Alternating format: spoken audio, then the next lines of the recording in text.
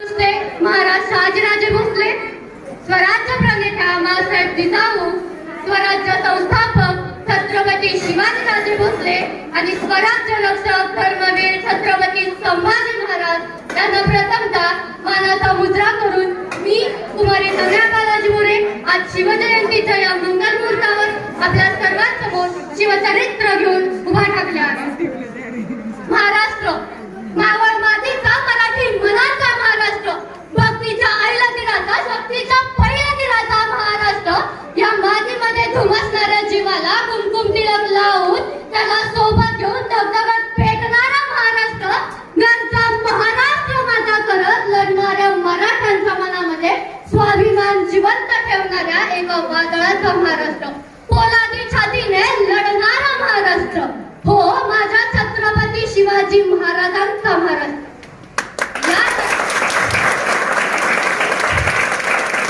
याच महाराष्ट्रामध्ये अनेक राजे झाले, महाराजे झाले, सिकंदरही झाले, परंतु आज 350 वर्षांनंतरही आपल्या मनामध्ये स्वतःची जागा निर्माण करून ठेवणारा एकच धुरंधर झाला.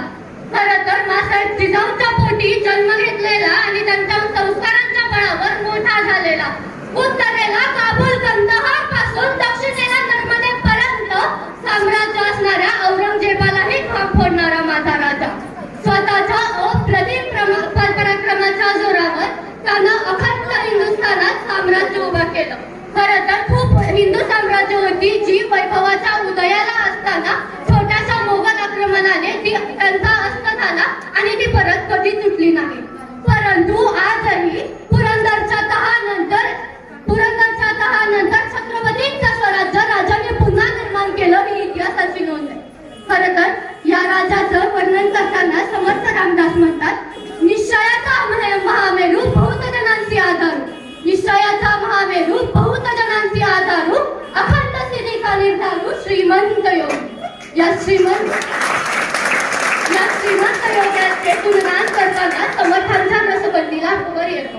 ते म्हणतात, यशवंत कीर्तिवंत सामर्थ्यवंत वरदवंत, यशवंत कीर्तिवंत सामर्थ्य वरदवंत, पुण्यवंत नीतिवंत जाणता हा राजा, पुण्यवंत नीतिवंत जाणता हा राजा.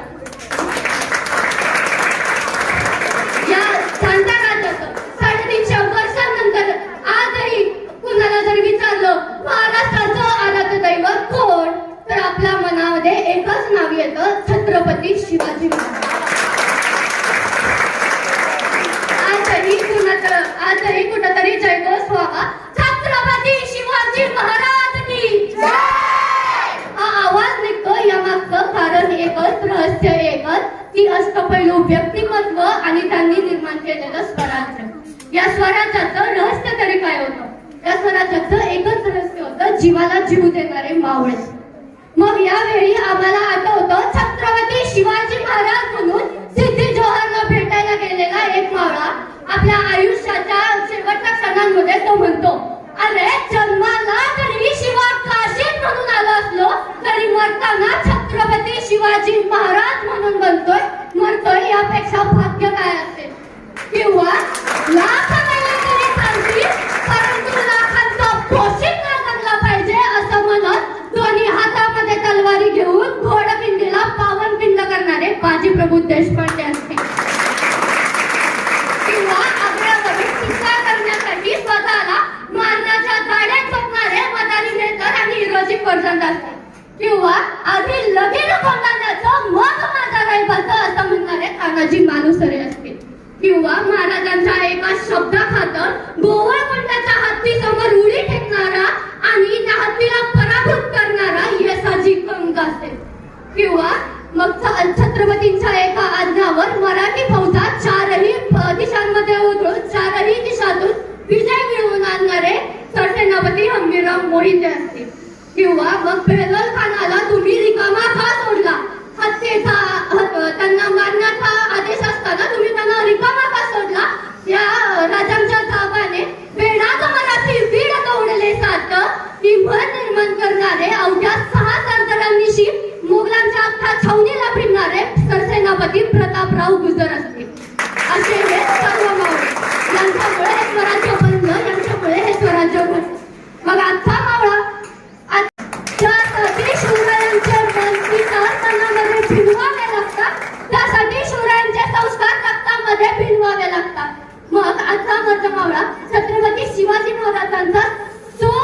मावळा, ज्यांनी स्वतःच मी शिवरायांचा मावळा. मग ते काय करतात, ते म्हणतात राजे तुम्ही पुन्हा जन्माला या, राजे तुम्ही पुन्हा जन्माला या. यावर मी म्हणेन कशासाठी महाराजांनी जन्माला यायचं? महाराष्ट्रात चाललेला हा स्त्रियांवरील अत्याचार पाहण्यासाठी का स्वतःच निर्माण केलेला लोकशाहीतील हुकुमशाही पाहण्यासाठी, का स्वतःच निर्माण केलेला राजगड रायगड सारख्या गडांवर आमच्या मावळे 31 डिसेंबर वाढदिवसाचा पार्ट्या साजरा करण्यासाठी दारू पिऊन त्या जागेचं पवित्र नष्ट करण्यासाठी जगतात? हे पाहण्यासाठी का महाराजांनी जन्माला यावं? आजची परिस्थिती पाहता आजचा तरुण किती ओरडला, राजे तुम्ही पुन्हा जन्माला या, राजे तुम्ही पुन्हा जन्माला या. तरीही मी म्हणे राजे तुम्ही का जन्माला यायचं? राजे तुम्ही जन्माला येऊ नका. हे सर्व पाहण्यासाठी मुळीच जन्माला येऊ नका.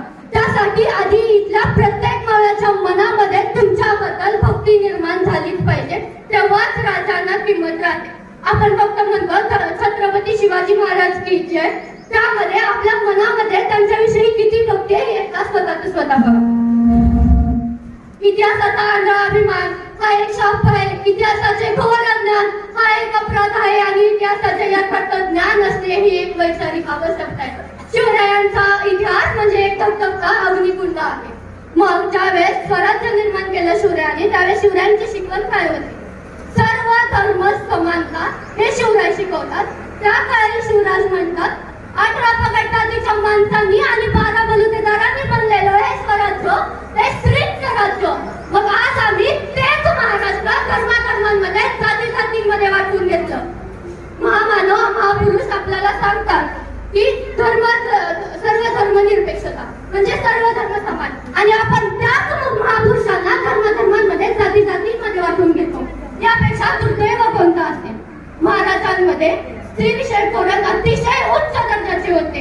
एक महाराजांच्या जन्मापूर्वी एकेकाळी 33 कोटी देवतांचं पूजन केलं जायचं, तर दुसरीकडे स्त्रीचा वापर फक्त सती जाण्यासाठी केला जायचा.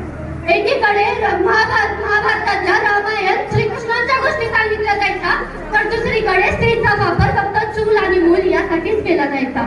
एकीकडे राम लक्ष्मणाच्या गोष्टी सांगितल्या जायच्या, तर दुसरीकडे स्त्रीचा वापर फक्त मनोरंजनाची गोष्ट म्हणूनच केला जायचा.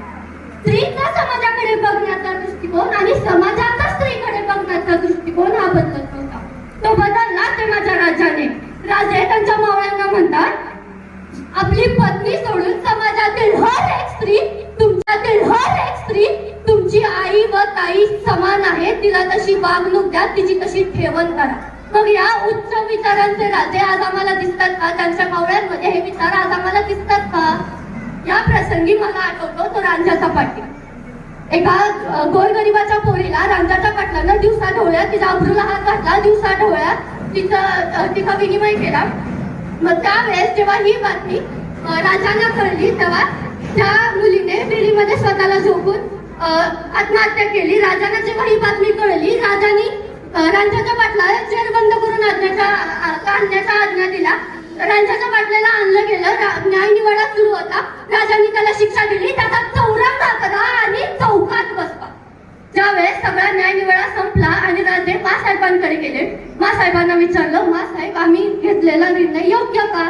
मासाहेब म्हणाल्या राजे मृत्यूदंड शिक्षा त्या गुन्ह्याला तुम्ही चौरंगा केलात आणि तुम्ही आम्हाला विचारतात न्याय योग्य का? त्यावेळेस महाराजांना दिलेलं उत्तर खूप सुंदर आहे. महाराज म्हणतात तो मेला तरी चालेल, पण ज्यावेळेस त्याला आपण चौकात ठेवतो, येता जाता लोक त्याच्याकडे बघतात आणि त्याच्याकडे बघून कळतं स्वराज्यातील स्त्रीच्या पदराला हात घालणाऱ्याची ही दशा होईल.